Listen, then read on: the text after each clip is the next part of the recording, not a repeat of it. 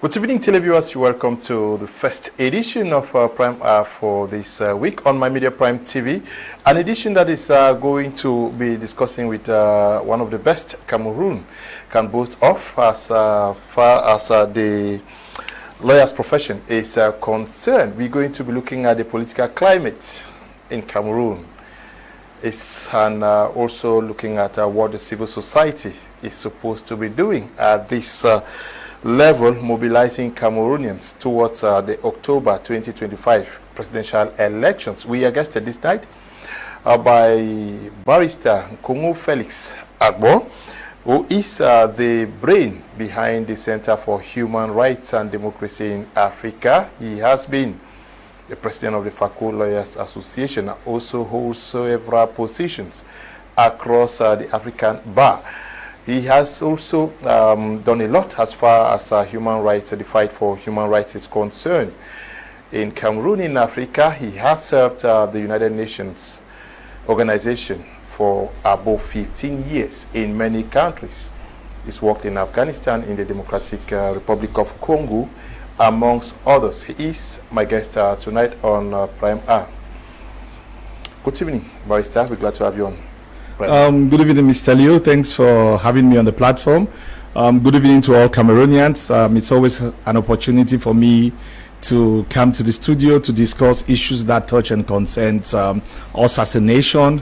I think it's a time where we are going through difficulties, but together we'll build a strong and a united Cameroon. So I'm here to contribute my own part in that discussion and the debate, and let's start. Okay, I'll start by asking what is trending today, what is making news.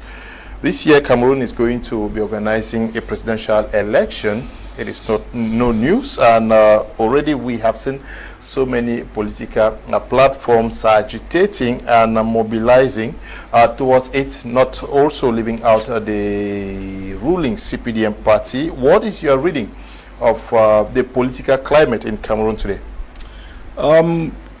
It's very interesting, you know, when we look at what is happening today. There's a lot of excitement, a lot of young people and women who are interested in politics, and that is something that I'm very impressed. I think the nation has been taken over by the political discussions and political debates, which is very interesting, which shows that Cameroonians want change.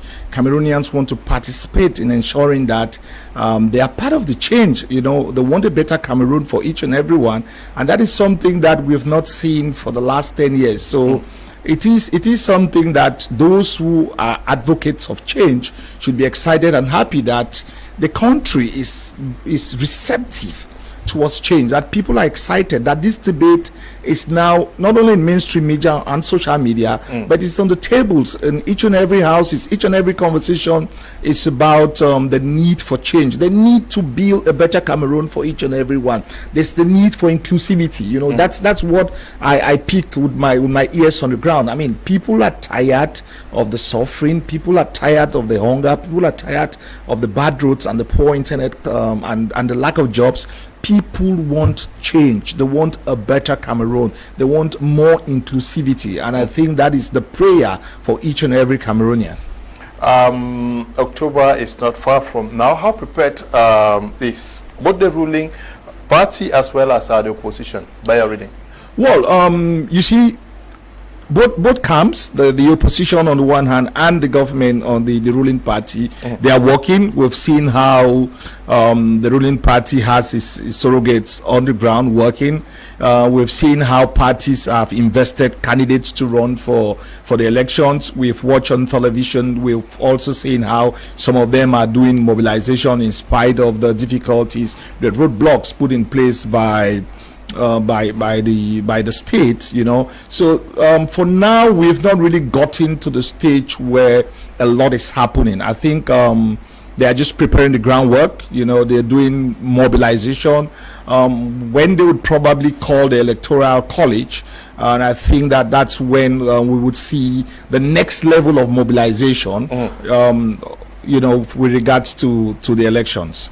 Yes, mobilization. We're talking about mobilization. There has been a call by the population, because I've done so many programs on this, asking for the opposition to come together to create a coalition or an alliance to go through these elections. But seemingly, that nothing is done. Are you appreciative of their respective positions this far, or you are also worried? Michelle, that's a very, very interesting question of a worry amongst Cameroonians.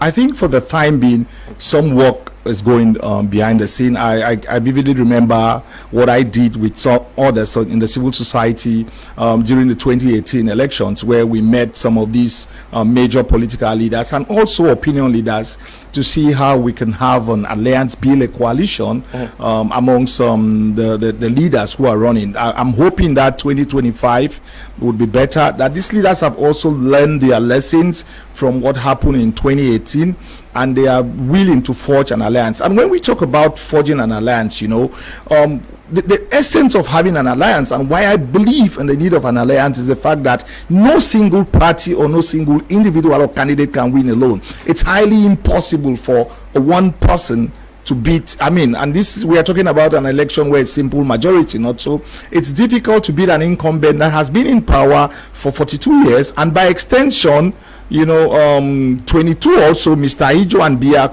cumulatively have been in power for 45 years, not so, 65 years. So it's not easy to defeat such an incumbent by a single candidate. There is a need for alliances to be built.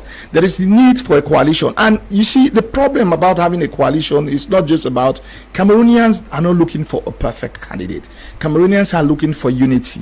And when you have a coalition, it would inspire a lot of people to vote. Mr. Leo, today I went to Moliko at Sparkle's restaurant to eat his traditional Monday cocoyam, and I met a few young men over there, and I asked them a simple question: have you registered? And their question was that, why should we register if the opposition is not coming together? I'm like, no, you just have to register, because the first step is to register, and when we get to the bridge, but it's incumbent on the opposition, on civil society, also on Cameroonians, because we cannot be talking only about the opposition, you know, to put more pressure, to convince them with the force of argument that if they want the necessary change, they should also eschew their egos and work for the country, because this is about Cameroon, Mr. Leo. This is not about an individual. If we want to build, if we want to succeed, because when the opposition, they are disunited, it strengthens the hands of the incumbent. And to be honest, you know, that to me, that is the only magic one. You know, yes, a coalition in itself will not necessarily lead to victory, but then it would galvanize people, you know, and it would ensure that a lot of people go out to vote, and nobody knows what would happen post-elections, you know. So there is a need for these leaders to come together to look at the country. Is this about me or about Cameroon? And I think the priority now is about Cameroon. And if they come together and they have a plan of action also, we're not just talking about coming together for coming sake, but they have a plan of action, a societal plan of action, a plan of action that is inclusive, that talks about democracy, that talks about justice, that talks about reconstruction, that looks at the issues that touch and concerns minorities in the country, you know, that focuses on creation of jobs amongst youth people, amongst young people, and also have women involved in the decision making of the process in this country.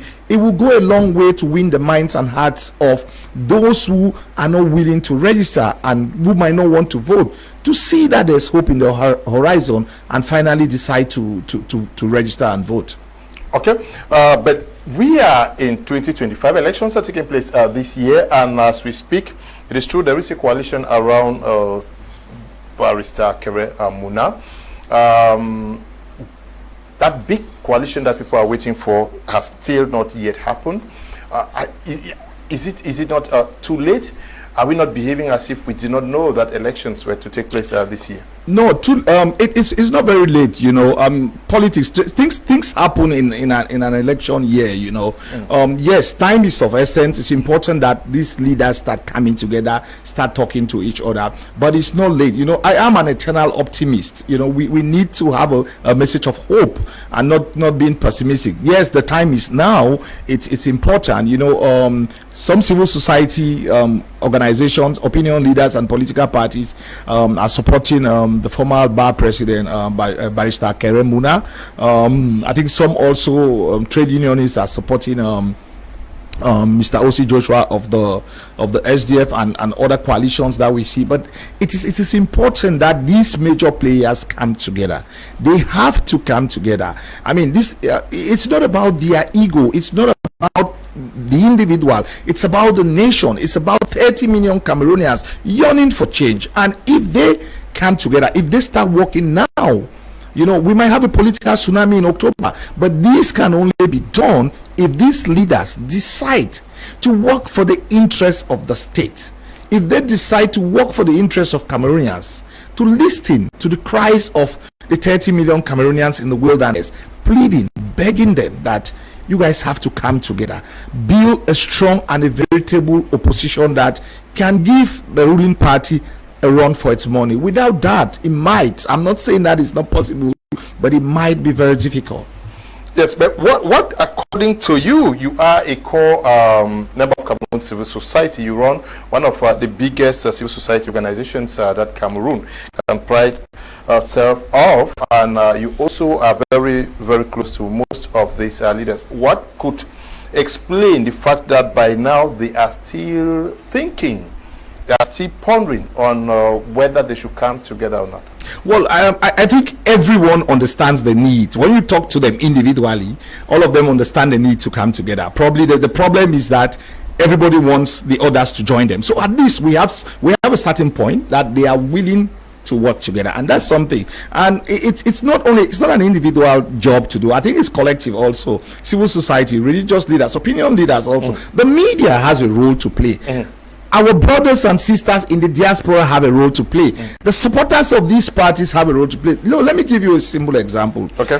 If the people in the diaspora supporting these leaders, they tell them that if you guys don't come together, we will not support you any longer. We will not send funds for your campaign. It would be, you know, it would wake them up from their lethargy or their slumber. They would have to do something. You know, if their supporters back home tell them that if you guys don't come together, we will not vote, we will not come to your rallies, in a way also they will be putting pressure on these leaders for them to, you know, to hasten the process, you know, because it's at a snail pace. It's like the snail, they are crawling. We need them to fast track the process. We need them to understand that the time for change is now, that Cameroonians are yearning for change, that Cameroonians want change, and it can come, you know, when these opposition parties, when these leaders come together. I understand that it might be difficult to select who is the best candidate, because it's also a tricky thing, you know. I speak to some of the leaders and some of their supporters. Everybody justifies why they should be the candidate, but you know, I was thinking the other day, I came up with some theory bullet points. Okay, I talked about the fact that there is likability. One criteria could be likability. Likability means that there are people who are generally liked. Okay, but beyond likability, so we can give weighted points. Likability has 1 or 2 points. Okay, then there is electability. You can be likable, but you cannot be electable. We give points for electability. Then there is winnability, because you can be liked, you can, a few people can elect you, but you cannot win. And then there's governability. You can be liked, you can be elected, you can win, but you cannot govern. We saw what happened with the SDF. You know, how do you give weighted points? And now, okay, look at somebody who could be a compromise, who falls between likability and governability. Somebody who is not a candidate who is just to preach hatred, not a candidate that instills fear on Cameroonians, you know, a candidate that gives hope, a candidate that can reconcile the country, that is ready to midwife a transition for 4 or 5 years, you know, clean the organs table, prepare a new constitution, reconstruct and reconcile Cameroonians amongst themselves, and then call for an election wherein he will not be a candidate, you know. So to me, if we have a premise that we work on behalf of the people of Cameroon, I think that we are going to have a veritable candidate who will meet up with the wishes and aspirations of the people, a candidate that would be a consensus candidate. The candidate would not be a candidate sent by God. All the candidates have their shortcomings. And I think also, Mr. Leo, the press has a role to play. Because at times I watch online on television and on social media also, and Cameroonians, when you bring the image of all the leaders into disrepute, it is not helping the opposition. You always find fault in Kamto, you find fault in Osi, you find fault in Cabral, you find fault in Akere. It doesn't help anybody. If we are building, it means that language as a tool of communication in a political in an election year, we also have to be conscious of, because when you antagonize the others, when you insult the others as Sadina or whatever, you know, and then tomorrow, how do you build with them? You understand? How do you reconcile them together? So there is a need also for opinion leaders, pundits on television also, who are advocates of change, to equally understand that they also help in the division in their language. The fourth estate has a role to play, a major role to play, Mr. Ko. And this is a challenge also to all journalists. You know, if we are all working towards having an opposition alliance, kind of having a candidate, then they also have a major role to play. Okay, they have a major role to play. If you're watching and you have a question for Barrister Nkongho Felix Agbor, send the question and I'll put it to him. I hope you're ready for those questions. Yes, Mr. Leo. Coming from the audience, okay? Yeah.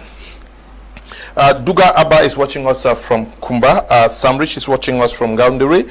Mr. Makaveli is watching us from somewhere. Benis Metanga is watching from Yaoundé. Fona Boris is watching us from Suza. And Gala Evelyn is also watching us from Suza. Somebody is saying that, good evening, Mr. Kum. Special greetings to you and the guest for tonight, Barrister Nkongho Felix Agbor. Please ask him that he is talking about opposition leaders. Many persons were looking up to him. Where does he stand?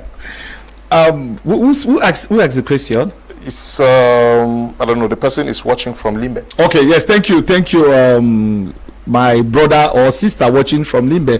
The person did not put. Yeah, that's a very interesting question. You know, I've had these questions repeatedly from my friends, from others. You know, you see, it's not about an individual. It's not about Barrister Agbor. You understand? It's about a project. It's about a country. It's about 30 million people who want change.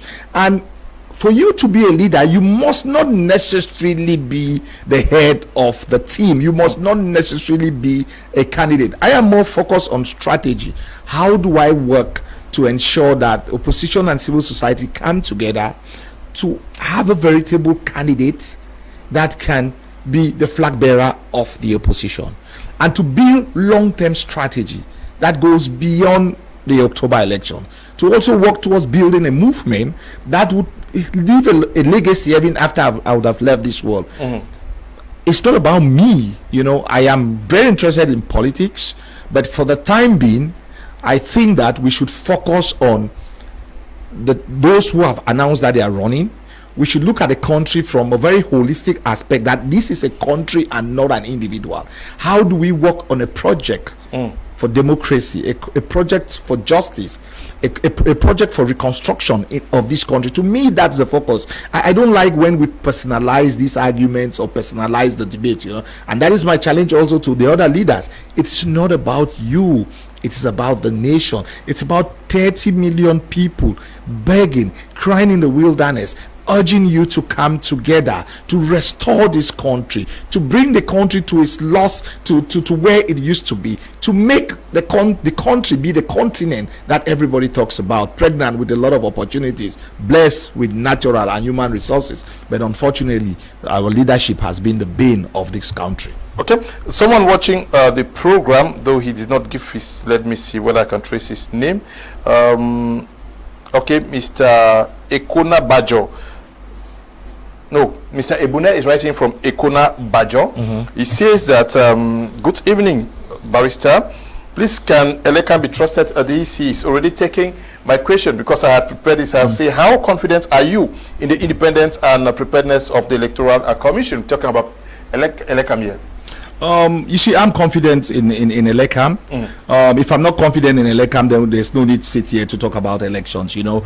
And we cannot always look at politics of yesterday to judge today. These Elekam members also are individuals who live amongst us. They are Cameroonians. They see the death in the streets in Yaoundé. They see how the country is being run down. They too have love for this country. And I'll tell you, Mr. Leo, if people, young men and women, register and vote massively, it is difficult to rig an election when you defeat your opponent with more than 20% or 10%. It's hard.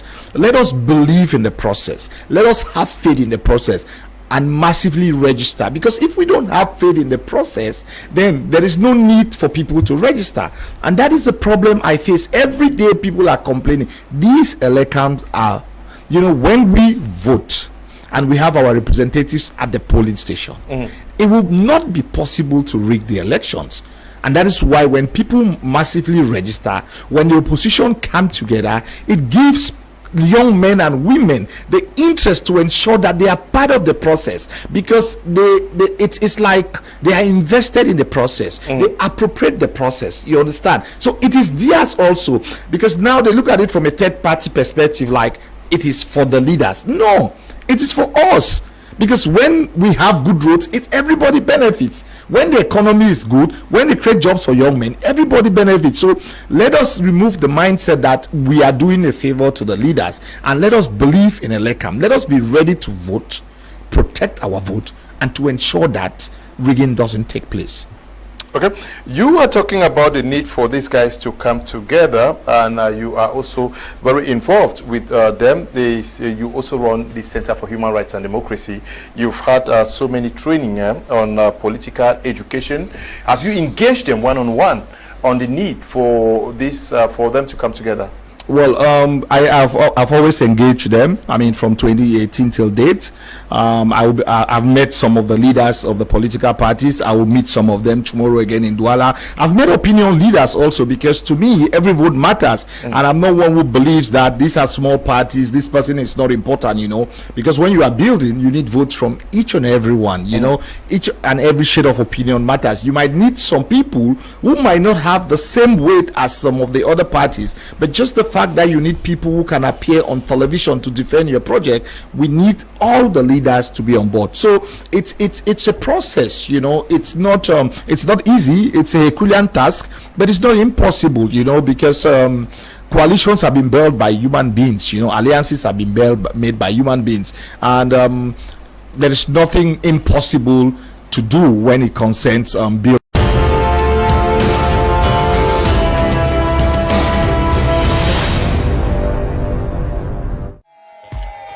Every anniversary is an opportunity to reward loyalty. Orange is here to celebrate its 25th anniversary with all Cameroonians. Many prizes to win for the occasion, tourism trips, latest smartphones, and lots of other surprises. Quick, subscribe to Orange Bonus on #111*1# or via the Maxit app. Gather a max of points and try to win great prizes. Orange is here.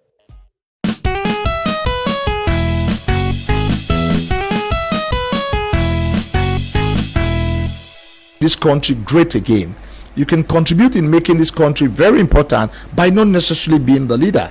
You can be the godfather, you know, without necessarily being you can be the kingmaker without necessarily being the king. And there are a lot of positions that they can share amongst themselves. There's only one person who would be the president at any given time. You cannot have the 30 million of us. But like in a football team, Mr. Leo, the number 9, the avant-centre would be normally on paper.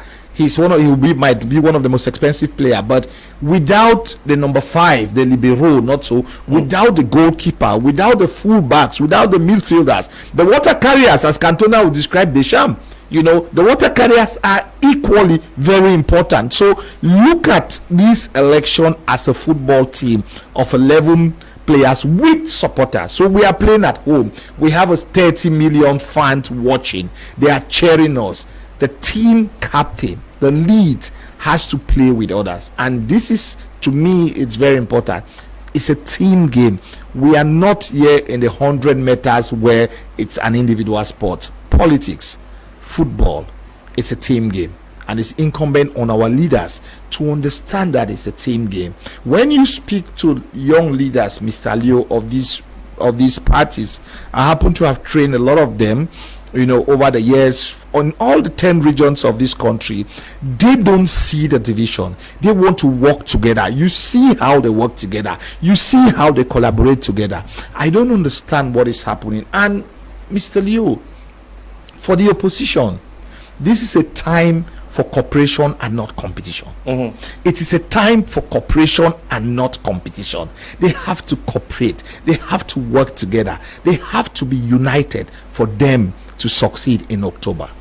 Okay, they have to work together. You already know those who have declared them in the camp of the opposition. So far, we know Honorable Joshua C has declared. We know Cabral Libi, Professor Maurice Kamto, Batuni Akeremuna, but also we have this independent candidates who are coming up. What is your impression of those who have declared that they want to run as independent candidates? They are both 6 as of now. I think as of the time being, I've had a meeting with 3 of the independent candidates. Okay. Hopefully, I would meet all the others. And the first thing, I have encouraged them. You understand? Because the world is changed by those who dare. Okay. It's easy, it's easy for people to sit and criticize them and to tell them that there's no way out for them. But the fact that they have the courage, they have the guts to announce that they are running, it's something that, I encourage them and I applaud them. The question now is, how do you go about working within the framework of contributing your own part in ensuring that the opposition, come together? You as independent candidates and those those who represent political parties, how do you guys come together? And I'm encouraging them. Some of them have complained that the so-called big leaders have not made it. I'm like, no. I always say something when I used to teach my students in UB research methodology. If your inspiration doesn't come to you, go to your inspiration. Okay? If they don't come to you, go to them, because this is about building. This is not about you. And also to the leaders, the leaders of representing the various parties, also call some of these independent candidates, sit with them, have a conversation with them, share your plan of action. I mean, it's a collective effort, because they have followers, they have people who are supporting them. How do we bring them together? Because each and every vote would be very relevant, would be very important, because the elections might be too close to call if the opposition come together. So don't underestimate anybody who is running. And to the supporters of these parties also, please don't bring the image of these independent candidates into disrepute. Don't say they are a distraction, because also you embolden some of them and they want to show you, they want to prove a point that they are not a distraction. But I think they are mature enough. The fact that they have announced that they are running, they are mature enough. They have the country at heart, and they also understand the cry of the 30 million Cameroonians that it's time. The time is now. It's time for us to collectively build to make this country great again. Good evening, Mr. Leo and Barrister Nkongho. I deeply appreciate today's topic, especially discussing it with someone the youth highly respect. In my opinion, if Mr. Biya wins in 2025 presidential elections, the blame will fall squarely on our political leaders. This election demands a coalition without conditions. All independent candidates and smaller parties must unite with a single goal: to remove Mr. Biya and his government from power. At the same time, they should also begin mobilizing for the upcoming municipal and parliamentary elections to establish solid leadership from the grassroots level. The time for unity and action is now. Prince Bile is writing from Germany. Good evening, Mr. Liu, and evening to Barrister Felix Nkongho. Please, Barrister, do you think we can dethrone this present regime through elections. And for Bless is writing from Bonaberry. This one says, I'm watching from Equatorial Guinea. Interesting topic. Greetings to you and the barrister. Mr. Liu, good evening. Just as the barrister said, the Biya regime has been there for long. To dismantle it requires that the opposition leaders go into coalition. At least they should try this and let their failure come from a different course. Okay. Wow. Hello, Musemo Mbi, watching from Yaoundé to Barrister Agbor. Thank you for sharing your views on Elekam's role and credibility. It's true that a transparent electoral body is crucial for any democracy to thrive. Question, but if Elekam is truly credible, as you say, how do you explain the consistent allegations of electoral fraud, lack of transparency, and voter suppression that have trailed multiple elections over the past years in Cameroon? What exactly has Elekam done differently to rebuild public trust and ensure that every Cameroonian vote genuinely counts? So many questions are coming in. No, you see, as I said, we have to be optimistic. You know, we have to have a message of hope for this country and hope for the future, and to understand that these Elekam members also they live amongst us. You see, if we only keep on saying that Elekam would not organize a free and fair election, we are just saying that we are going there to, you know, to waste our time. You understand? I believe that if people massively register and they vote, it would upset the apple cart. Okay, we have to be ready to vote and be at the polling station, protect our vote, not just voting and going home and writing on social media. We have to be there to protect our vote. It has happened in other countries. It is not impossible to happen in Cameroon. You know, we have to believe. If they told somebody that a party that had been formed in 1990, 2 years after that party was wrestling power with the ruling party, nobody would have believed. You know, give the people hope. That's very important. When Fundi was run, he inspired Cameroonians. He gave Cameroonians hope. We need that kind of leadership that would inspire Cameroonians. There was the Union for Change. Why can't we have a union that would build from what the Union for Change did? Why can't we have a union that would prioritize Cameroonians, that would focus on Cameroonians, that would listen to the cries of Cameroonians, that there's a need for us to come together? Hello, Mr. Leo, my Media Prime TV. Good evening. I'm Emmanuel writing from Yaoundé. My question has already been answered, or asked and answered. But please tell the barrister to promise me he will stand for elections because he got everything to salvage this country. Well, as I said earlier, I'd answered an initial question, Mr. Leo, that it's not about the barrister. It's not about him. It's about 30 million Cameroonians. It's about change. It's about hope. It's about building a future. It's about having a plan of action that talks about democracy, that talks about justice, that talks about reconstruction, that talks about creating jobs for young people and being very inclusive, you know. So let's build, let's work together.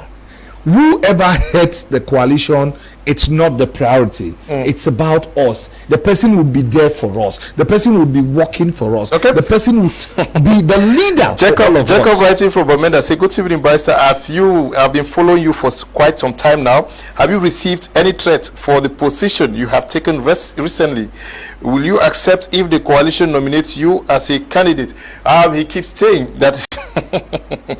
Okay, Barrister, we are looking at profiling those who are going in for these elections. We know how complex Cameroon is. Do you think it is also very important for persons to sit down and look at their capacity to govern this nation and the capacity to even run presidential elections, because it is also very costly, covering 10 regions and all the subdivisions and divisions? Yeah, you see also, Leo, I expect that these gentlemen and ladies who have announced that they are running, they're also realistic, you know, what the Germans used to call real politique, you know. They understand the reality on the ground. They understand that to do a successful campaign, you need, the minimum would probably be 1 billion CFA. You know, just take Mr. Leo. During the 2018 presidential election, we had 25,000 polling stations. Okay, so 25,000 polling stations. A lot more people have registered. If you take 25,000 polling stations and you have one person each in each polling station, that you give him a small stipend to motivate him to be there of 10,000 francs, is 250 million.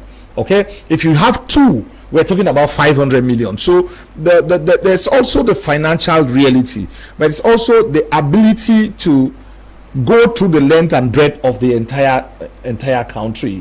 You know, so I expect some of them to also try to look at it, make an introspection in the mirror, and ask themselves, this is a very serious venture, running for a presidential election. You know, will I be able to cope? Is it an opportunity also to put myself in the national media, you know, but in reality I would contribute my ideas, you know. So if you are going, if you want to do a coalition or alliance with somebody who, like, okay, my priority, for example, is reconstruction, so you would also make that as your priority if I'm stepping down for you, you understand? So it's a combination for many things, but it can only happen when they start talking to each other, not when they are talking across each other. They must talk to each other, no matter how small the candidate is. You know, first of all, there is no small candidate. No matter how the perception that the candidate might not have the means, might not be that popular, I think when you show respect to the candidate, you approach him, you call him or her and have a conversation with the person,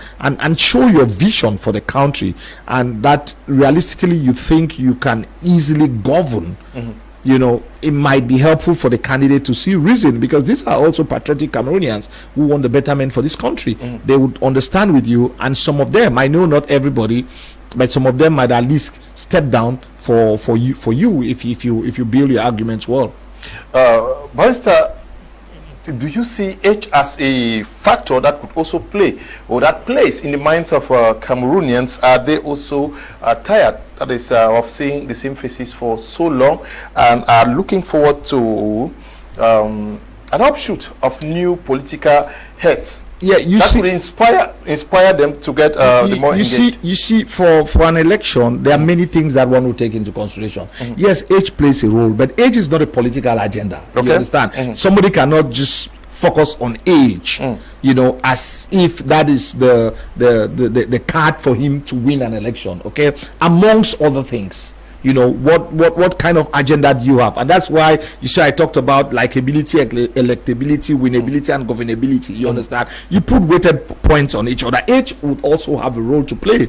You know, you might, the younger the person might appeal to people's minds, you know. Yeah, but the problem is that it's not a contest about how people like, how you appear, how young you are. It's to run a state also takes other things into consideration.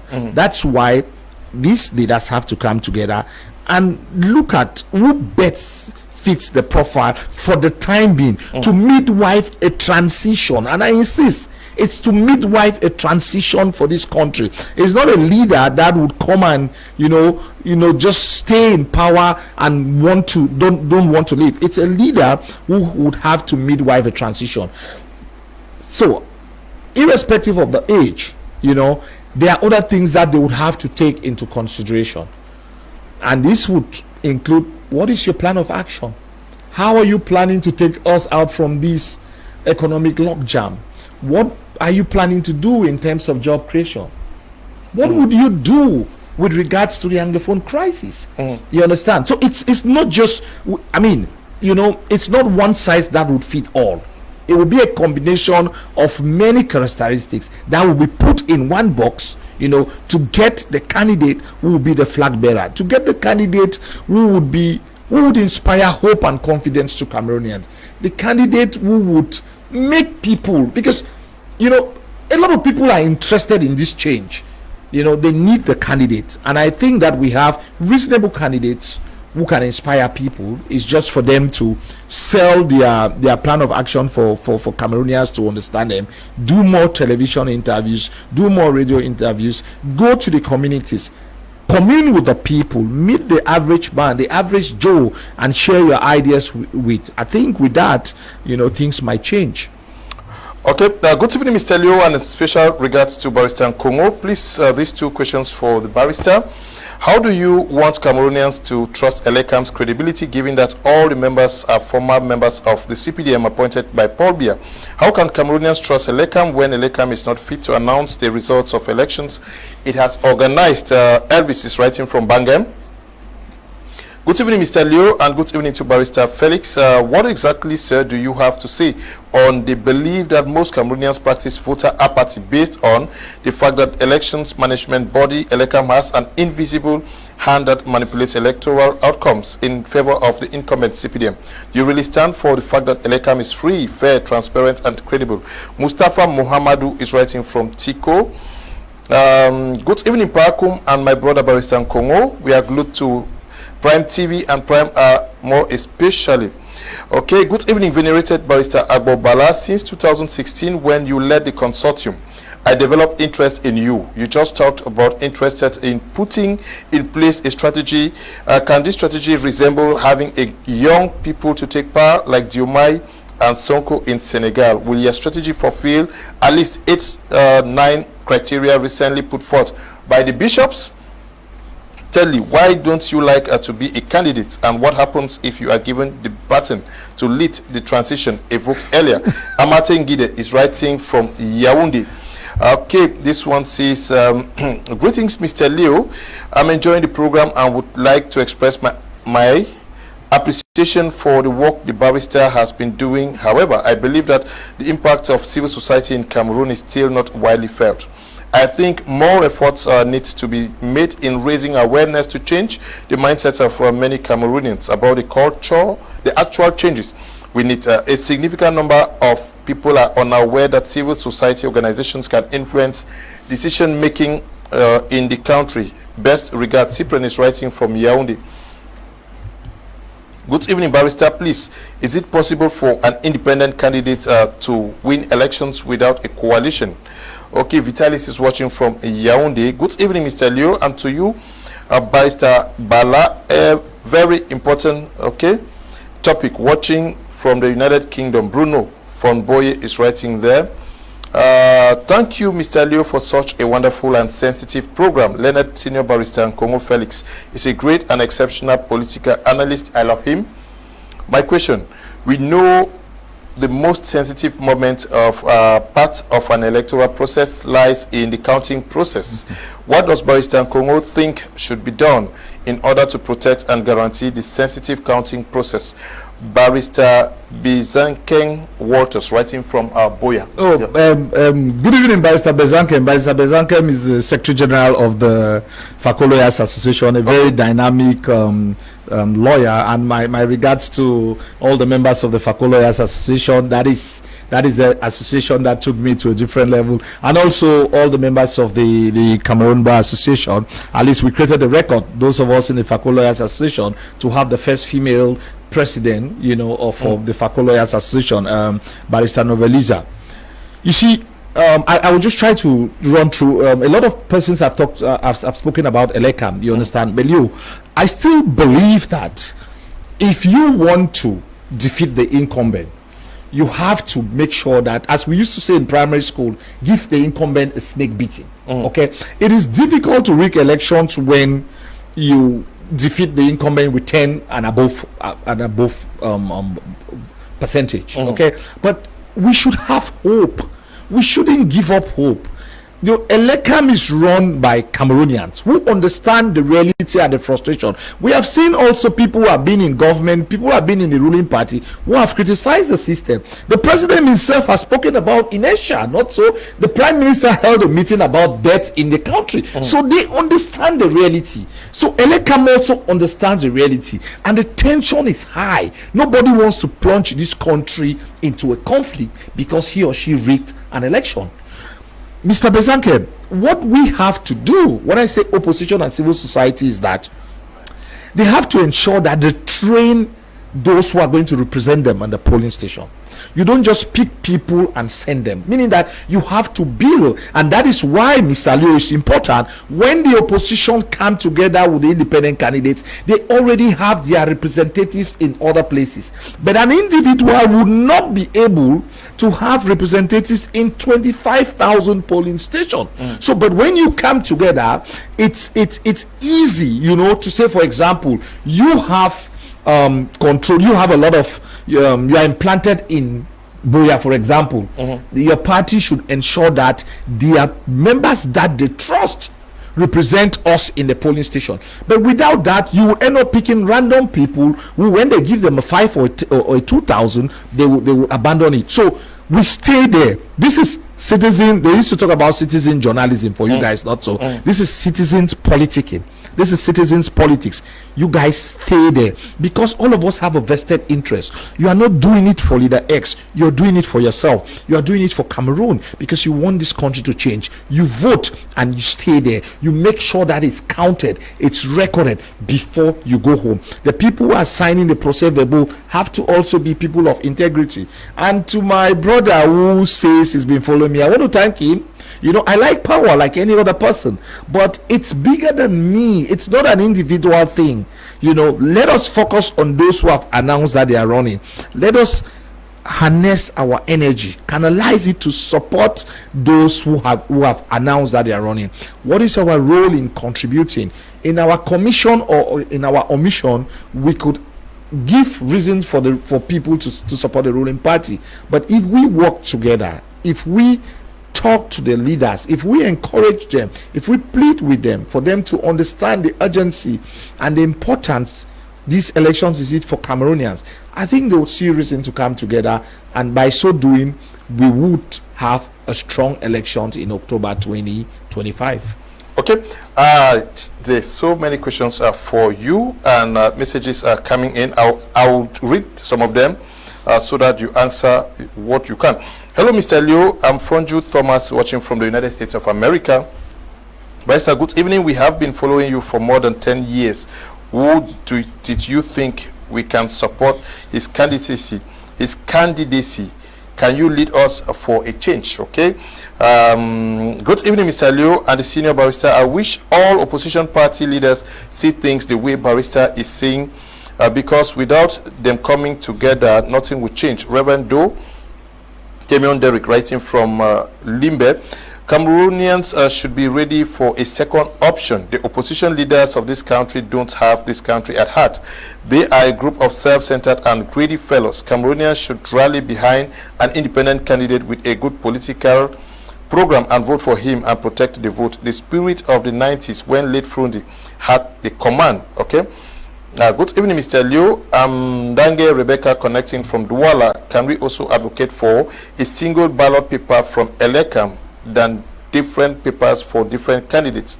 My experience is that during voting day, people show other party voting papers to get paid. Okay.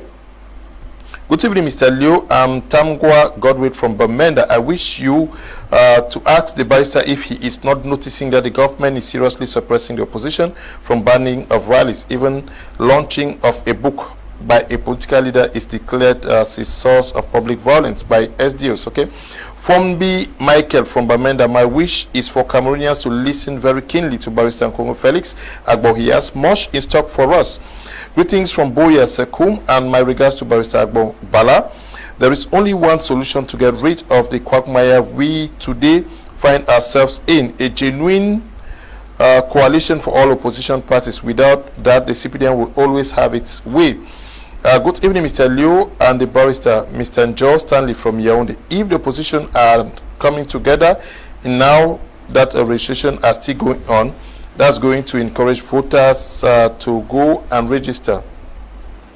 Good evening, Mr. Leo and Barrister Bala, one of the finest Anglophone elites. Please, Barrister, you once proposed the need for an Anglophone president in this country. How possible is it for an Anglophone to win the elections through the ballot box without any constitutional amendment? Okay, well, from what everybody is saying, they want a coalition. And the question I had for you is, the CPDM has formed coalition, is working in coalition with other parties. in Cameroon. Why is it very difficult for them to listen to just? I'm not selecting this. I'm just reading them as they're coming. Why is it difficult for them to understand that this is what the people want? You see, for my brothers and sisters who are opposition leaders and independent candidates, I think everybody in this country agrees on one thing, that they want the betterment of this country. And I think there's a time, the time for change is now. If we agree, especially those in the opposition agree that the time for change is now, then that is the biggest problem, not so? Or sorry, that's the most important thing, that we've agreed that we need change. The next stage now is, how do we come together, in spite of our diversity, in spite of our differences? I always say we can disagree without necessarily being disagreeable. How do we put our differences together and our diversity and work towards unity? Cameroonians need an alternative government. They need something else. But that can only be done through unity. And Mr. Leo, we talk about independent candidates. The independent candidates also have to unite with somebody, not so. They need the population to be behind them. And the language of lambasting all opposition leaders, you see, it's not a language that we should encourage also, Leo. There are no angels on one side and demons on the other side, okay? There are angels in the opposition and demons in the opposition. There are angels in the independent candidate, amongst the independent candidate, and demons also. And just like the ruling party, they are not only demons, they are angels there. How do we have give a message of hope, a message which is all inclusive? Look, a message that the CPDM people who primarily tell you that things are not working can equally vote for the candidate of hope, the candidate for change, the candidate that wants to reconstruct this country. So it's very important that we look at this country from the bigger picture. You understand? Not just about the opposition, it's about Cameroonians. You talk to Cameroonians, be them CPDM, be them SDF, be them MRC, they will tell you one thing: this country is going down the drain. How do you win the minds and hearts of those of the ruling party? Ballot is sacred. Voting is sacred. How do you win the minds and hearts of these people to understand that the country is bigger than their party, that the country is bigger than their individual interests? We need to have hope in the fact that when we register, when we vote, when we protect our vote, Elecam will not be in any position to rig the elections. But I equally also, Mr. Liu, and this is something that I pray the opposition and independent candidates also agree, let them sign a memorandum of understanding amongst themselves, for example, that they would come together, they would have their criteria, they would have a candidate, and when whoever is that candidate, they would support that candidate. You understand? Because it also shows commitment, it also shows responsibility, it also shows that they have the interests of the state at heart. I think with that we might have a long way to go. Okay, we might have a long way to go. So many questions are coming in, and lots of messages. You once I don't know whether it was last year or 2 years ago, you also birthed this idea. Amongst you were one of those who brought up the idea on the need for an Anglophone president. It was a talk of the town for many media outfits.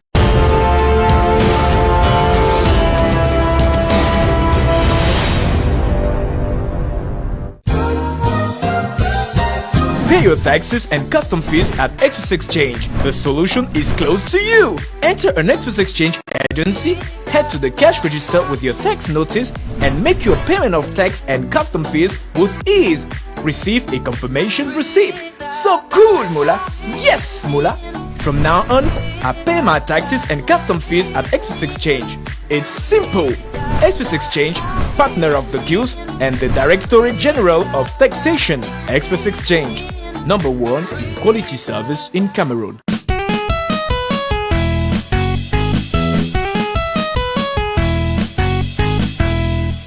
Two years, we've had Mr. Biya for 43 years. So for 65 years, we have had Francophones run this country. It is time also, and I'm not just talking about I don't want to it's not about ethnicity, it's not about political tokenism, you understand. It's also time to have a competent Anglophone. I'm not just talking about an Anglophone. We have competent Anglophones who have proven at the national and international level they understand the local and national reality for them to also have an opportunity to run this country. We talk about national integration, we talk about national unity. Who best to bring this thing into light than an Anglophone? To give hope to the Anglophones who feel they are marginalized, they are oppressed, they are suppressed, you know. To also give hope to inclusivity. The president always talks about inclusivity, but when you exclude, you know, the Anglophones from political office, I know what I mean, you know. I know what I'm saying. You give room for those who believe that the Anglophones don't have a place in this country.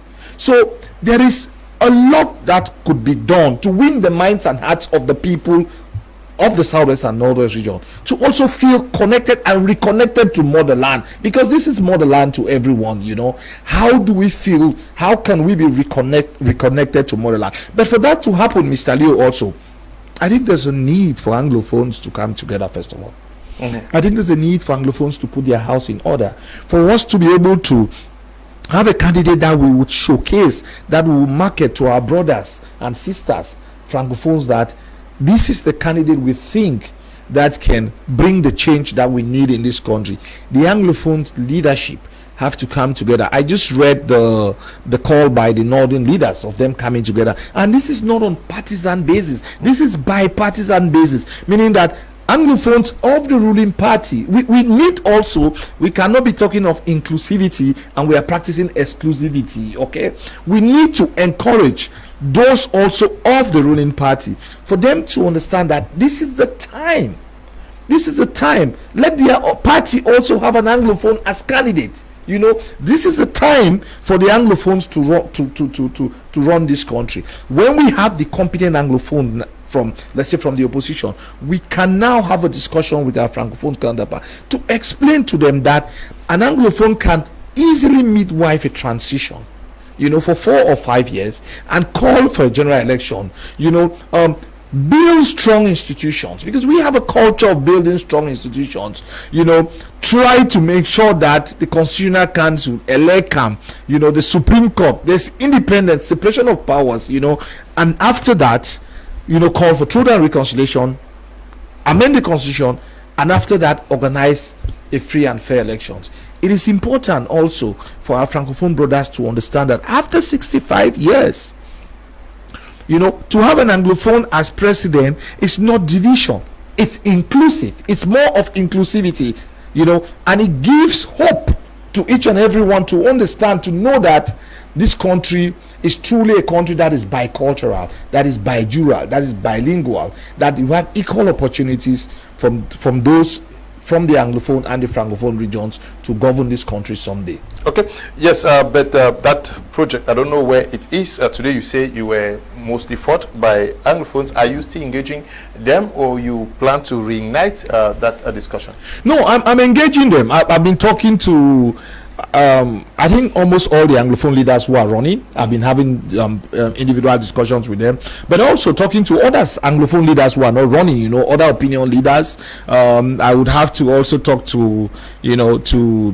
the civil society leaders, the religious leaders also of Anglophone extraction. We need to start building back the center, the middle, you know, that was that were bullied and made to just abandon things as a result of the crisis. So yes, I'm talking to other opinion leaders also, because it's not just about me, it's about us working. I might have been mooted the idea. I don't want to say I was the first one who said about it. Probably my own came, a lot of people picked on it because of who I am, but I also give respect to others who have said things similar, that it's a time to have an Anglophone candidate, that we should work together, that I'm ready. I'll be calling you, those who have not called, I'll be calling you in the days ahead for us to start having meetings to discuss on how to go about it. You know, nobody has a monopoly of knowledge. All of us can put our heads together and we work for a common goal and for our common interest. And this also, Mr. Leo, should go beyond elections. Okay, we cannot only be election centric. We cannot focus only on elections. We should also look beyond elections. There are things that touch and concern us as a people. We need to have a voice. We need to have leadership that speaks on our behalf in a non-partisan way, leadership that is inclusive, that includes Anglophones also of the CPDM. I insist because that oftentimes when we are building, we always exclude members of the CPDM. They are also Anglophones, Mr. Leo. They have a vested right, and as the Siddhartha says, like the trees and the leaves, they also have to be there, because if we are talking about Anglophone leadership, Anglophones coming together, it cannot only be Anglophones in the opposition or Anglophones in civil society. We have to include everybody so that we can be stronger, for unity has always been our strength. Now, when you talk about winning an elections in Cameroon, that requires billions of francs CFA to cover this entire nation, and the need for raising so much money and gathering these representatives to stand across the nation in the polling stations. And people know that they cannot raise either the money or mobilize personnel to represent their political platforms, yet are telling people that I want to be president. Do they really want to be president? Well, some of them might probably be able to raise funds, use the GoFundMe, social media to raise funds, but I think also at a certain stage reality will hit them. They would put the love of the country first, above their personal ego or above their personal agenda. But to me, it's not just looking at those you think cannot raise the funds. Okay, it's more of how do we find a way to work with everyone who has announced that is running, who has something to offer. The person might not raise $1 billion, but the person might be able to raise 20 million. How do we put that in a common pool together? If each and every one can raise 10, 15, 20 million from his or her supporters, and we put it in a common pool that we would hand it over to the candidate. In a way also, they would be contributing their own quota towards the victory.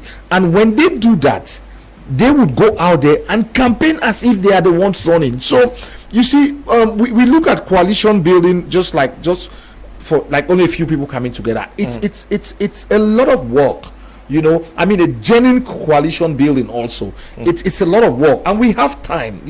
We can still build. Put the cards on the table.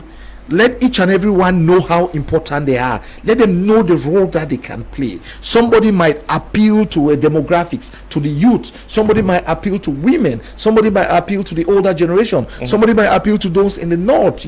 Somebody might appeal to those in the west. How do we bring all of these leaders? When I look at the people who have announced that they are running, each and every one has something that we can build on. Each and everyone has something that can offer, and don't forget, the Siddhartha would say, I like to go back to the Siddhartha, even the dull and the ignorant, they too have their own story. So put them all together, look at their strengths, don't always look at their weaknesses, build on their strength. How can we use, there are people who are running for elections who are good at communicating. That could only be their thing. Yeah. You understand? They might be good on social media. The candidate who might be the chosen one might not be a guy who is good on social media. Not so. How do you build, from this candidate who ends up not being the chosen one, but who knows how to communicate? How do you get him as a spokesperson, an example? How do you build from this candidate who uses the social media, who knows how to use the social media? With that, you build a union sacrée. You build a team that would be like the Galacticos, a team that would be difficult for anybody to beat the team, a team that would reflect the wishes and aspirations of Cameroonians, a team also that each and every Cameroonian, Mr. Leo, can see themselves in that team. The young, the old, the physically challenged, the those in the entertainment industry, everybody, those who believe in agriculture, those who believe in tech, everybody, gender is seen in that team. If we succeed in build such a team, which I think we can build, trust me, the change we would have in October. Change is possible. Elections are winnable if we just work together. Each and every one we work together, we will defeat the incumbent in October 2025. Okay. Yes, so many persons are writing to ask why you are not running. Good evening, sir. My name is Sunday. I'm writing from Kumba. My cry, how can you have a football match on all the match delegates are coming from one side? Okay. Good evening to the senior barrister. I want to appreciate his efforts for putting the interests of the 30 million Cameroonians over the personal egoism to be a candidate in the upcoming elections. I want to ask the barrister if he really thinks an Anglophone can rule Cameroon, and what strategy can he advise such an Anglophone candidate? Mail is watching from Bomenda. Good evening, Mr. Leo. I love Barrister Nkongho's topic. My worries are Elekam haven't come to Munyenge, Bafia, all in Muyuka subdivision for registration. Does it mean elections are to take place only in the urban areas? I'm writing from Munyenge. Amunu Humfringo writing there. Good evening, Mr. Kumi. Special one to Mr. Bala. We are talking of elections in a nation of over 30 million people. How do we manage the red zones when it comes to campaign? Okay, you meant campaign, I'm sure. Good evening, Mr. Leo. I'm Barrister Mukwele John from Boya. As my colleague Riley said, no dream is too small. Good evening, Mr. Leo. My regards to Barrister. I always you for your stand for human rights. I wish to know the coalition can be possible fight this ruling government when the opposition in place keep on fighting each other while election is to take place in few months. Now, when we talk of a coalition, do we just need a gathering of a few political parties without necessarily considering the weight of those who are coming in? You see, Mr. Leo, the coalition would be made up of known political parties, individuals, opinion leaders, civil society leaders, they would come together. You see, the thing about talking about the weight, it means we've already drawn our conclusion. And when you've drawn your conclusion that somebody doesn't have the political weight, then it means you don't need to work with him. Mr. Leo, it's about the nation. It's not about you trying to show to the others that I am the biggest opposition, I am the next thing, I am the oldest party. We are looking at someone who can defeat the incumbent. And Mr. Leo, if the person who can defeat the incumbent is the head of a civil society organization, what is our common interest? Our common interest is that we want to defeat the incumbent, not so? That is interest number one. So if I, for example, Barrister Agbor, I have the biggest opposition party and I cannot defeat the incumbent, and people say, Leo, you are the one we know if you head the list, you will defeat the incumbent. Will I not support you to defeat the incumbent? And then I know that when things get better, I could be able to win an election. So this thing about, that's why I said they could always give weighted votes, okay? And they can find a way of doing it. I don't have the magic wand, you understand? But I know that if we come together, civil society, there are certain places where they have decided that the leader of the opposition, the person who would run, would be somebody from civil society. Barrister Kere is leading, the Union for Reconstruction. He's of the civil society, of the Now movement. But political party leaders came together and they said, no, we think you are a better person to lead this movement. Because we know that you have somebody who has fought corruption, you have a national and international pedigree, you are somebody who we can trust, to clean the audience table, to build strong institutions, and you are approachable. For example, your vision for the country, you are a reflection of the two Cameroons, not so? You are an Anglophone who grew up in Yaoundé, you understand the realities of the Anglophones and the Francophones, that we think you are the better person to manage this transition. So, you don't need to be the leader of a political party. You don't need to be, because you see, everybody gives the same argument. If you tell me that X candidate has the biggest opposition party, the question somebody asks, under what measurement do you say he has the biggest opposition party? Do you go with the biggest opposition party by the highest number, those who have the highest seat in parliament? Or do you go by the person who did best or better during the last presidential election in 2018? And between 2018 and 2025, Leo, it's 7 years. Have things not changed? I might be the most important person in civil society in 2018.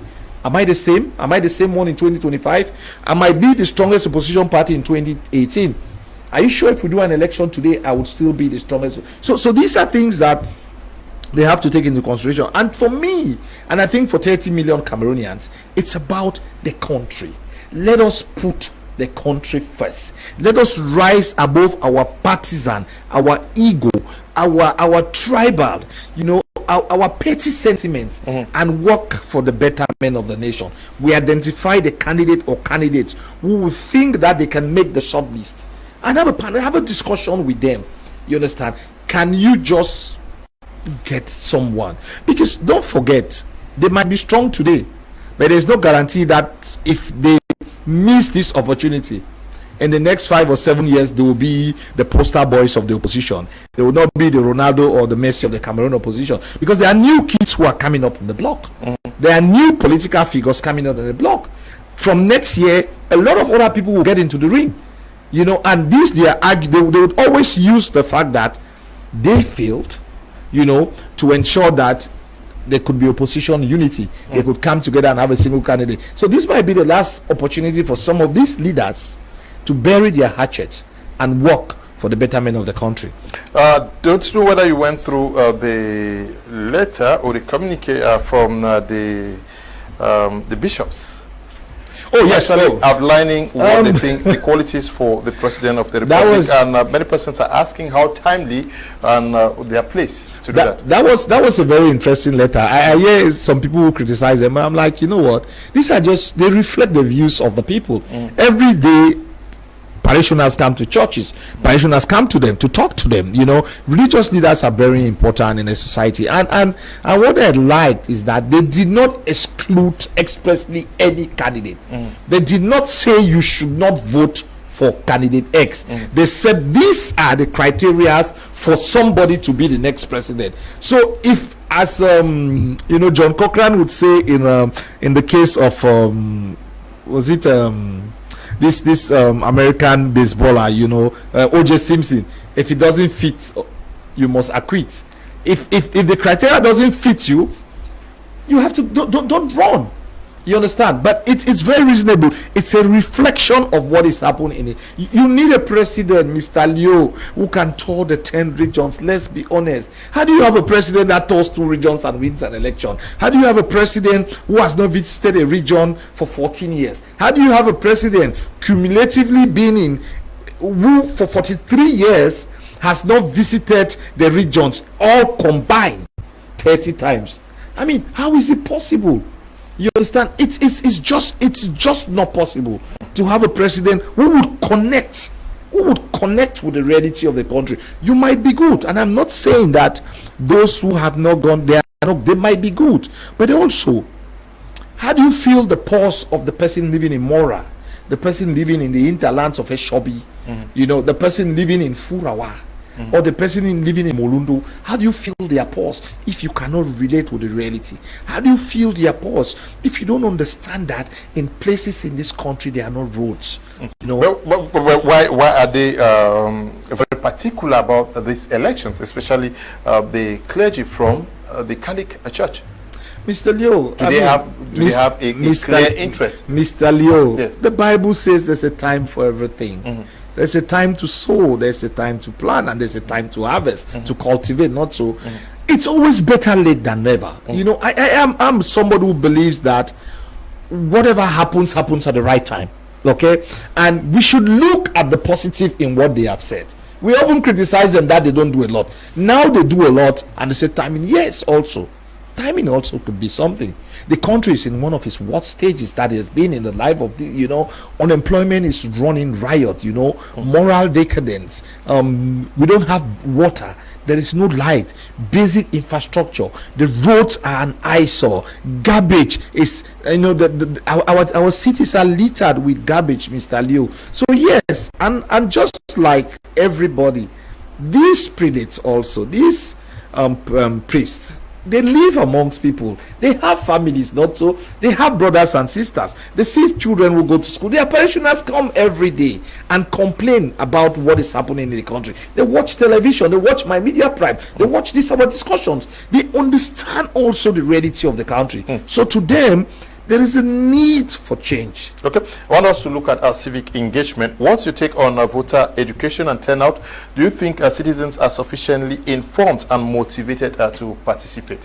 I think voters' education has been wonderful. To be honest, I've seen I've seen religious leaders. I've seen civil society groups. I've seen traditional groupings. I've seen the media also using traditional and modern media. I've seen entertainers, to mobilize and galvanize young men and women to register. Elekam has announced that the number of registered voters had increased. I saw panic when certain ministers started telling people that these are people who had always encourage others to register, and the number of people they saw registering, people were going to the market, and give a part to Elekam also. We keep on criticizing Elekam. Elekam Elekam now has mobile registration booths. If you go to, for example, the checkpoint in Malingo and checkpoint in Muliko, there's a Elekam booth. At times when you organize a workshop and you can assure them that you have a reasonable number, they can move there to register person. So this is something also which is very encouraging. But then I still think that we have a lot can be done.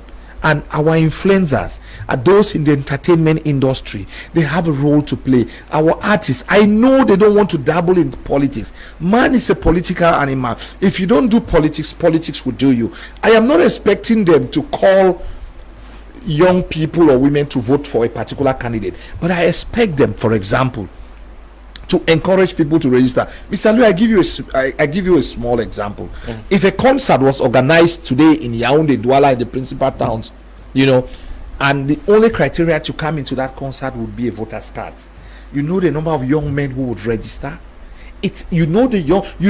How many young men follow some of these influencers? Imagine that our influencers on TikTok, on Instagram, on social media platforms, if they decide to dedicate a week before the end of voters registration, calling on young men and women to register, do skits on election, on registration, show the importance of why you should register, that the things you complain about, show them countries that young people registered, and show them prior to the voting and post-voting how things have changed. Show them how their votes, for example, how your vote can determine if you have garbage on your street or not, how your vote can determine whether they will tar roads or not, how your vote can determine whether you have light or water. I hear people have not had water for 6 months, people have not had lights for 4, but your vote can change a lot.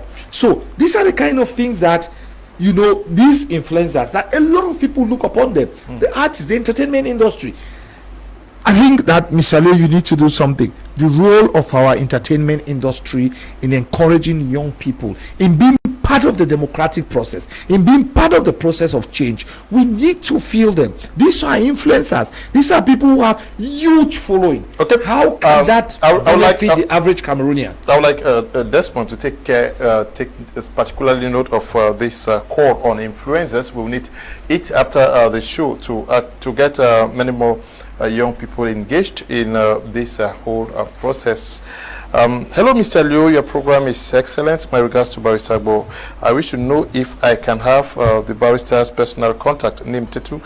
Tenu is writing from Bamenda. Yes, some persons are asking for your number. I don't know whether I can share with them. Even if that were to be possible, it wouldn't be now. It can only be after the program. Good evening to you, Mr. Liu and Barrister Agbor. a very interesting topic today, and all what Barrister is saying is perfectly true. This is what others should be doing instead of asking them to carry guns. Okay. Hello, Barrister Nkongho. I like your outing, but can you please clarify this worry? Mara Fahamidu Yaya came out on air and said Frundi.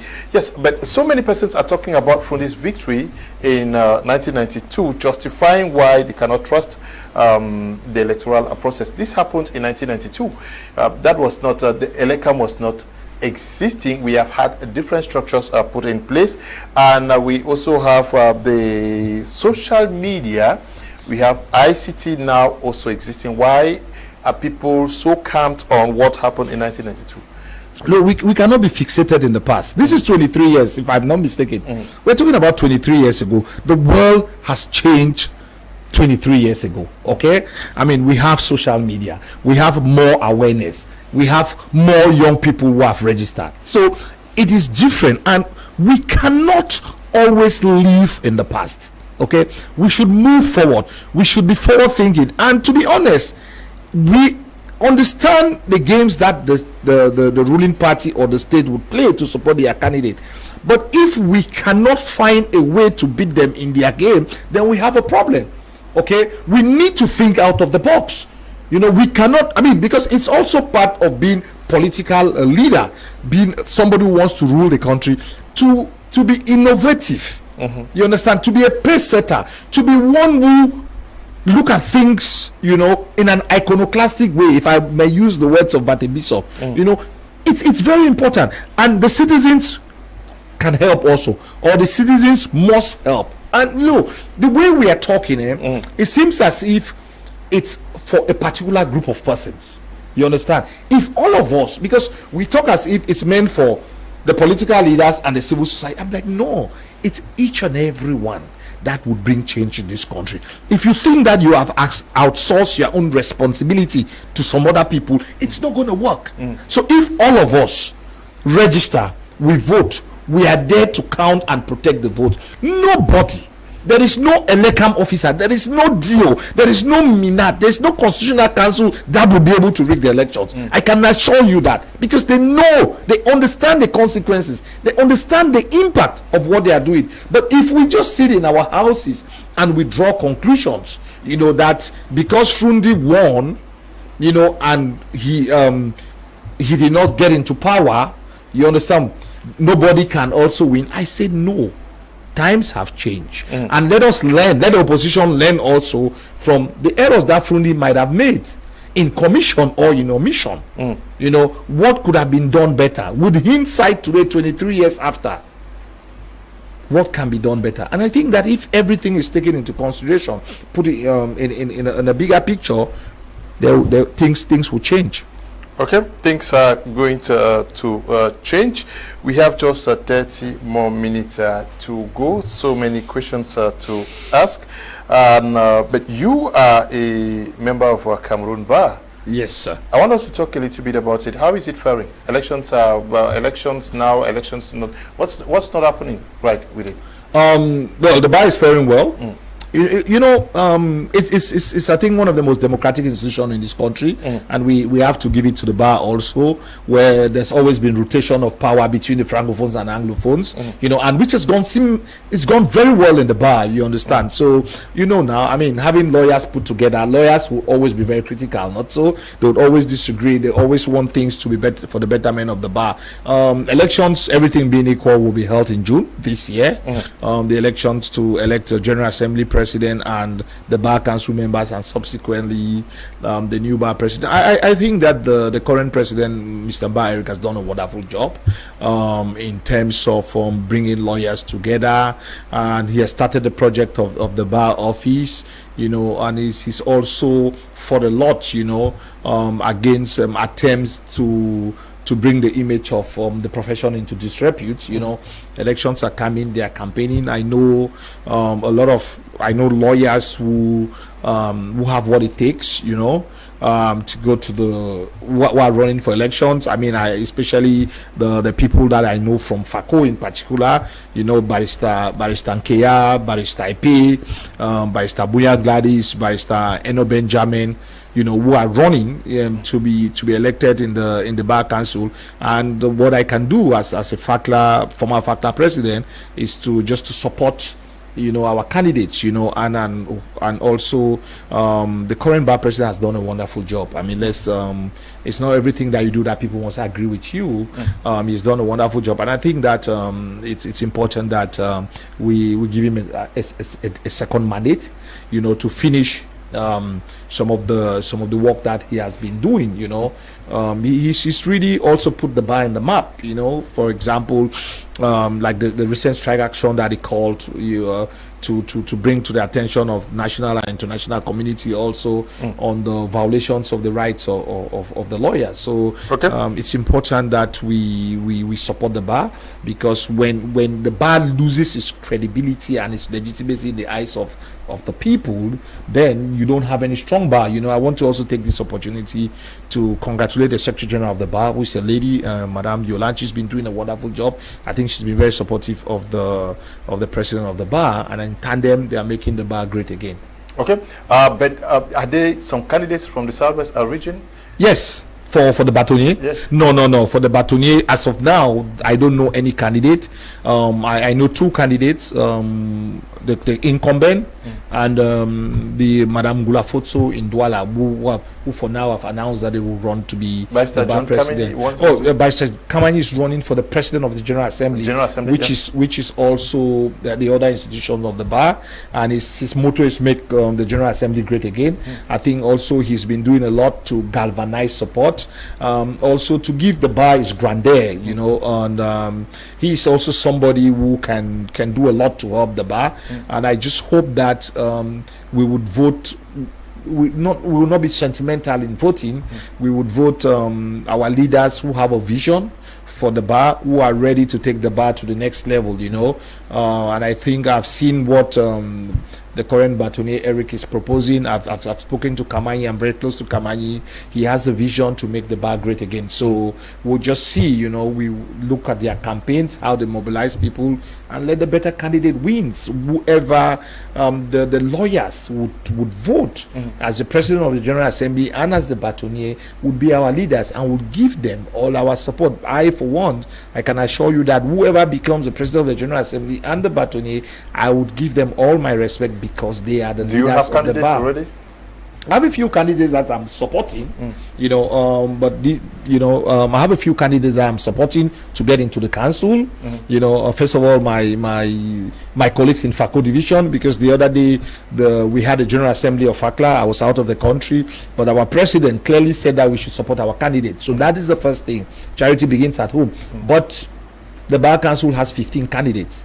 So the 15 candidates can only come from FACLA. Okay. I have my colleagues from the Northwest region also, who have worked with them. You know, somebody like Mukom Jut, who I think that is a young man who has who has a big dream and who can work. And also Francophone colleagues in Douala, they are serious in Yaoundé also, who I think also can do a wonderful job. You know, all of them can help in making the bar great again. And I'm hoping that come June we will have a stronger bar association. Okay, you have been the president of FACO Lawyers Association. Yeah. You left the presidency some years back. How is it faring? Oh, it's faring well. You see, I mean, I don't want to. Somebody would say, Bala, you too like that you're FACLA, but I think that it's the strongest organization in the Cameroon Bar Association. You know, we have numbers. We're very united, and we're very focused, you know. I always say FACLA leads and others follow, you know. Somebody might think that it's a little bit arrogant, but it's an organization that has done. If you look at our transition, I left, Barrister Eno Benjamin took over. Eno Benjamin also is running for the bar, for as a member of the Bar Council. Is somebody who is very, you know, hard-working. He left, Barrister Epe took over. Epe did 2 terms, and now we have a lady who is Barrister Novelisa Etabison, who is the president. So you see how our part of transition has gone. Imagine that was the same transition that was in the country, this country would have been a paradise terrestres. Okay, we just wish the best for the bar, but somebody is taking us back to what we were already discussing about the coalition. I wanted us to move away from that, but it says, good evening, Mr. Liu. Jurune from Kumba, money will not be a problem if we have a serious coalition. People are ready to contribute to a change. Is that also? Yes, yes, Leo. We have seen how people have contributed. People did things for coup de care, for the national team. Cameroonians want change, you know. And when we're talking about contribution, it doesn't mean it must be a million francs. You know, you get the buy and sell. I'm like, what Barack did when Barack was running for election. How do you get the grassroots involved? How do you inspire them? Give them hope. Let them see that change is coming.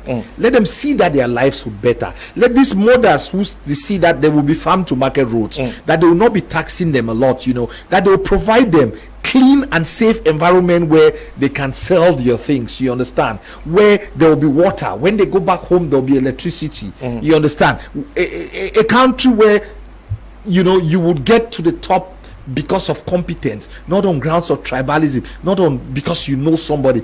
Give the people the hope. We need a leader that can give people hope, and if they give them the population the hope, this money will come in. And I believe that, Leo, I believe that in October 2028 we would have a candidate, 2025 we would have a candidate that would give us hope. We already have a few of them, you know. I believe that we are getting there. I believe that they would bury their differences and whatever hatchet, and they will work for the common good. The time is now. Okay. Good evening, Mr. Leo. Please ask Barrister Agbor that what would happen if these guys maintain their positions of not coming together? Should we not all better vote for the CPDM?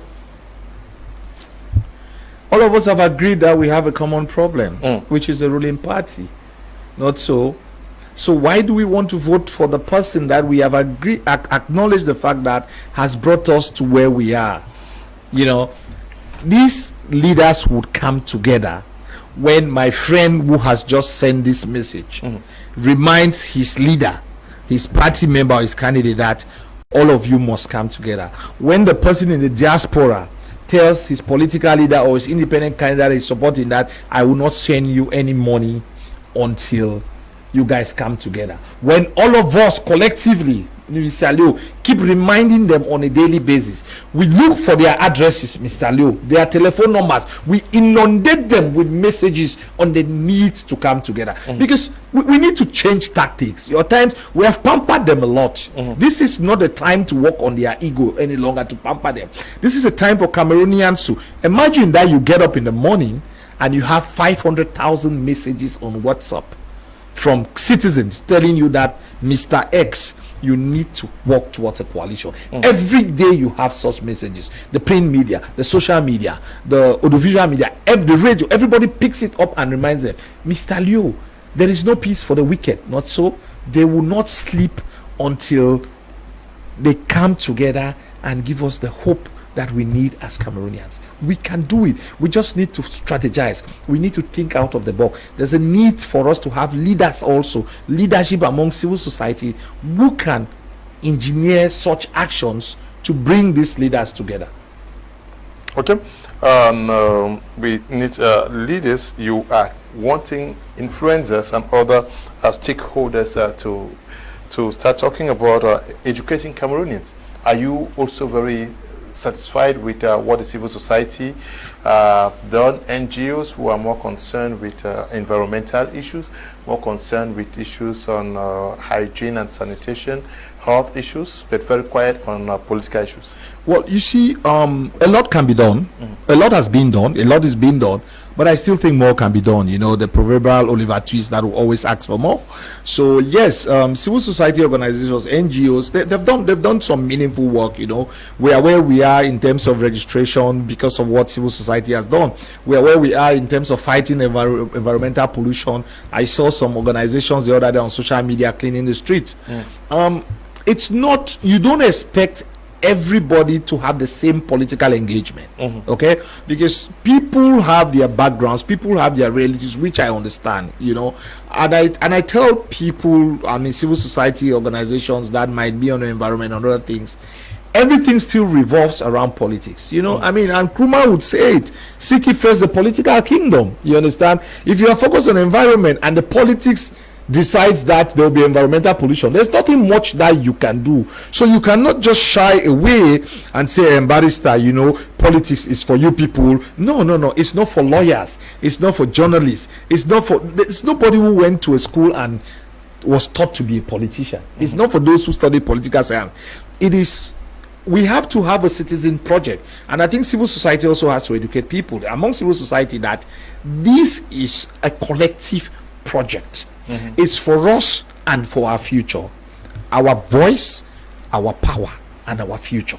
It's for all of us. It's for your children, it's for my children. It's not just for me, it's not just for the leader. When all of us appropriate it, we would protect it. We will be interested in people, you know. But as of now, the discourse is still, because people have lost faith in politicians, the discourse is still is for them. They want to be ministers, you know. Yes, not everybody will be ministers, you understand, but everybody can have pipe bomb water, Leo.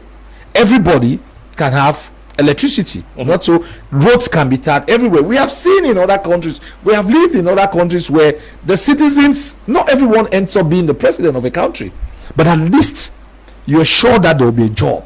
Okay, you're sure that there will be light, there will be water. This basic, I mean, this is economics 101 where we're doing, was it is it nature study, right? Basic necessities of life, you know, you would have it as a result of the fact that you have a regime that is people-centric, a regime that thinks first about the people, not just about themselves, that builds, you know, focuses on the individual. As the constitution talks about we the people, when the regime focuses on the people, definitely things will be better. Okay, somebody, you are misunderstanding what Barrister said. He said he is going to support the candidates from FACO, where he once served as president. But at the end, you said you're going to also that we should keep sentiments aside and vote the best. No, we have 15 members who will be voted to the Bar Council. FACO can have 15 members. FACO doesn't have 15 candidates running. Not so. So I would vote candidates from FACO, you know, but I'll vote other candidates also. I'll vote candidates from the Northwest. I'll vote candidates from Littoral. I mean, as a lawyer, I have friends that cut across. Don't forget that when I was in the military court facing the death penalty, I had lawyers all over the country who supported me. So yes, FACO is my constituency, but I'm a lawyer of the Cameroon Bar Association, meaning that, I mean, there's nobody from FACO who is running for Bâtonnier. Not so. I have an Anglophone candidate who is running for Bâtonnier, who is competent also. So what do you expect? I would equally vote him and vote other francophones also. Okay, and Anglophones who are you are not simply voting him because he's from FACO, but because you find him competent. They're competent. I mean, these are the people I talked about them. The Eno Benz, the Mbuya Gladys, who was my vice president when I was FACLA president. She's president of FIDA. She's doing a wonderful job. You know, K.I. Emmanuel Epe, Asoebi, who was president of FACLA. These are people that I've worked with them. You understand? I can vouch to the fact that Jude Mukom, Jude is in Bamenda. I've worked with Jude. I can vouch. I've worked with Yolan, you know, the secretary. I've worked with Asira, the former treasurer who resigned. These are people that I've worked with them, and I can attest to the fact that they are very competent. I've worked with the current Bâtonnier, you know, with myself and the current Bâtonnier. This is something I'll tell you. The first lawyers WhatsApp group, Anglophone lawyers WhatsApp group, we created it in front of, I think, Presbyterian Church, is it Tambulo? It was myself and the current Bâtonnier who created that group, common law lawyers. We came I was president of FACLA, we came for the funeral of one of our colleagues in the Southwest, and when we had a conversation outside, and I said, Eric, you know what, how do we bring people together? In front of that church, with Eric, we created so it just shows, you know, that we come a long way, and it's about competence. Yes, it's about competence. People who can serve the bar, because when you make the bar great, as Barrister Kamani would say, you know, let's make the bar great again. When the bar is great, it's great for everybody. It's not only great for somebody who voted X or Y. The bar will be great for everybody. And I am hoping that these elections would make the bar great. If you have somebody like Bar Eric as Batone, Barrister Kamani as President of the General Assembly, the two of them would have to work together to build a stronger bar. Good evening, Mr. Ku. I'm watching from Bafusam. Just one question to Barrister. Please, Barrister, you say, okay. Barrister, how can that opposition go down the grassroots when the state is using the SDOs deals to stop any move of the opposition? I'm sure you have already said, you've said at times without number that they should look at the possibility of beating the system, because having small meetings, having meetings of 20 people, have small meetings. You might not be able to have the big meetings of 50 persons. Use social media, find a way, go to traditional, go to meetings, go to Njangis, use CMF, use CWF. You have to find a way. Since birds have learned to fly without perching, men have learned to shoot without missing also. Not so you need to think out of the box. You must find a solution. Okay. How can the civil society and other stakeholders help to monitor the campaign session at the electoral to ensure transparency in the process? Oh yes, there's also a need for working on a project to train civil society organizations on how to monitor elections. Because also monitoring is not just during elections. For example, you can train them on human rights dimension of monitoring elections, meaning that it's pre, during, and post. You look at, for example, you take a law like freedom of assembly and you start monitoring how is freedom of assembly respected prior to elections. For example, candidate X is not allowed to hold a rally, and candidate Y is allowed to hold a rally. So you monitor that. Actually, you look at the actual voting, you understand, and then you look at what happens after the elections also. Yes, so we are hoping, we're talking to some civil society leaders to train their members of the organization. So we'll probably do a training for trainers, train focal points in most civil society organizations. Then they can be able to train others now, so that we have an objective representation in all the polling stations. Okay. How can civil society contribute to nationwide healing, unity regardless of the election outcome that we are talking about post-elections here, because that is also very important? Yeah, because there's an election cycle, not so the pre, the during, and the post-elections. So first of all, civil society should contribute in fighting hate speech. There's a lot of hate language on social media, offline and online. This is our country, Leo. This country belongs to each and every one, and there's nobody who has more interest in this country than the other. All of us are citizens of this country, so we should put the country first, and our political differences should not lead to chaos or should not lead to anarchy. So I am, as a civil society leader and other civil society members, and also calling on the press, let us try to fight hate speech, because it is easier to incite people to commit violence through hate. Let us not box people in one corner, because as I said, Leo, there are no angels on one side and demons on the other side. But it's equally incumbent also on all the leaders running, including the CPDM leaders, to have a meeting. The president of this country, I want to talk to you, Mr. President. It is very important that we're going through a critical stage in the life of this country. We plead with you, Mr. President, to, for once, have a meeting with everybody who would be running for this election. Call them. This is our country. Speak like the father of the nation. Talk to them that we would sign an MOU, you inclusive, and all the others who would be running, that whoever wins the election the results will be respected.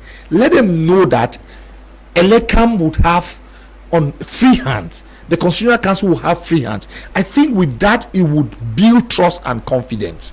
It would ensure that this hate that we have online and offline, because this is the only country we have, Mr. President, and we know that you've always worked for the unity of this country. You've always worked to leave a legacy for posterity. This is an opportunity. October 2025 is an opportunity for you to be the statesman that all of us look up to you as the father and the leader of the nation. Have a meeting with these opposition leaders. Sign an MOU. come down from your high horse, sign an MOU with them, assure them that the process will be free and fair, and I can assure you that would reduce the tension, the hate. You can feel the anger, you can feel the hate running riot in this country. We don't want this country to be destroyed because of an election. You can make things happen. You are the father of the nation. Try to do something. We call, we plead, we urge you to meet the other leaders who are running. We urge you to tell some of your ministers to tone down the rhetoric and let's be inclusive. Let's build. The election will not be the end of the country. We could rise from this election to be a stronger nation, a nation of peace, love, and unity. A nation that we could look each other in the eyes and say, I'm proud to be a Cameroonian. Mr. President, the task is on you. Good evening, Mr. Leo. Please ask Barrister about his relationship with Joshua Osei, and what is Mr. Joshua Osei's position in coalition with other political parties? Joshua is my friend. Okay. Joshua is the head of the SDF. I've known Joshua for long. My relationship didn't start with Joshua because of politics. I've known him for long. We have mutual respect for each other. We have issues where we disagree. I know he's talking about the fact that I did a podcast with Joshua and I attended the SDF convention.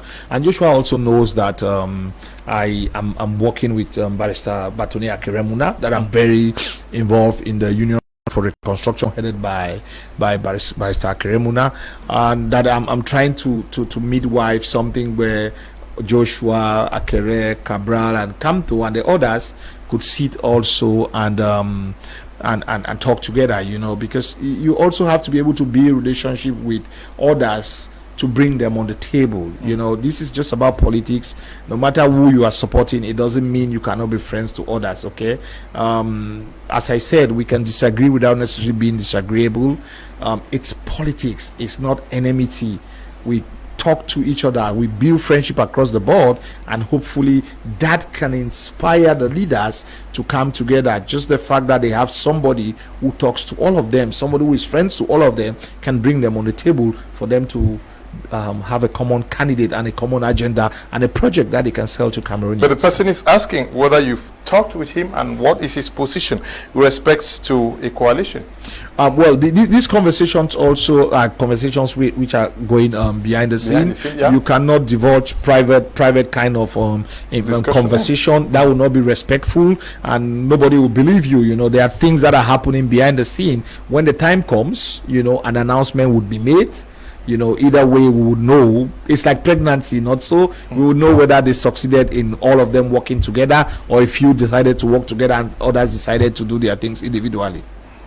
Okay, we are moving towards the end of the program. What message would you give to the electorate as they prepare for this season? We're talking about the electoral season.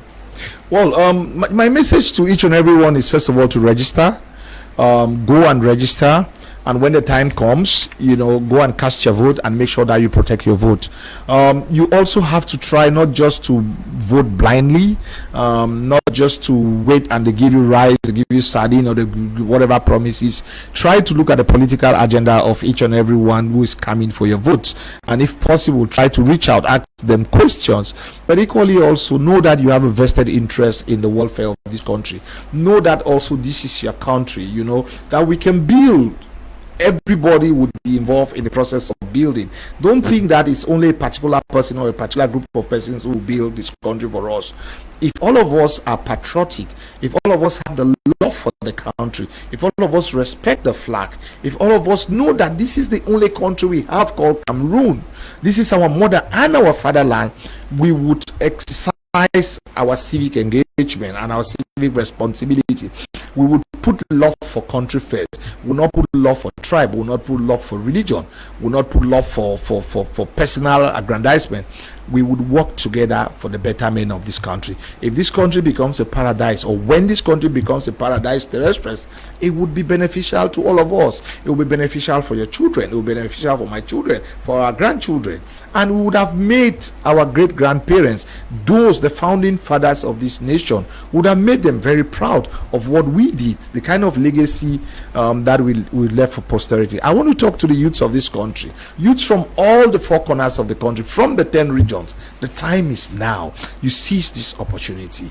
Let those who are running for election understand that they must prioritize your issues. There's a need to create jobs. They should understand the demographics, the important role you can play, how they can contribute, in science and technology, how they can support startups, how they can create institutions, how they can look at the educational system, to try to go back to a drawing board and see where we've gone wrong with our educational system. But for you to do that also, you need to register. You need to make sure that you vote and hold these leaders accountable. Hold them accountable. And I can assure you that they will live up to expectation. Okay, we want to thank you, Barrister, for accepting our invitation to talk to our audience this night.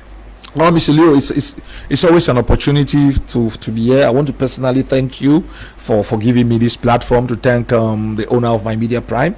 It's not easy to invest in this kind of structure, and the wonderful job you're doing. I can assure you that a lot of us out there, a lot of people are watching you. They might criticize you because they want you to improve, but you're contributing a lot to the media landscape in this country, to the democratic process. And to all Cameroonians, I want to thank you for watching. This is our debate. It's our country. It's our future we are talking about. As I will always say, our voice, our power, our future. Let's build a strong Cameroon. Let's make this country great. Let's work towards the betterment of this country. And thank you again, Mr. Leo. May God continue to bless you. Thank you very much. Just to know that Barrister Nkongho Felix Agbor is the vision bearer of the Center for Human Rights and Democracy in Africa. He has been the president of the Faco Lawyers Association. Please don't forget to share my numbers to everybody who needs my number, please. My number is always open, please. Don't forget to share it. For those who want to get in touch with Barrister Nkongho Felix Agbor, just write to me, say I need the number, and I'll share the number after the program. But I was saying that he is the vision bearer of the Center for Human Rights and Democracy in Africa, operating with headquarters in Boya, Southwest region, and also serves in different bars in Africa, if I should say so. Yeah, I used to be the vice president of the African Bar Association, but my mandate ended. I'm now in charge of human rights in the African Bar Association. Okay. Yeah. And to note that you also are working with so many civil society organizations to help foster our well-being in Cameroon. And thank you for coming. We want to thank you all for watching, especially the production team. Stay blessed. Bye-bye.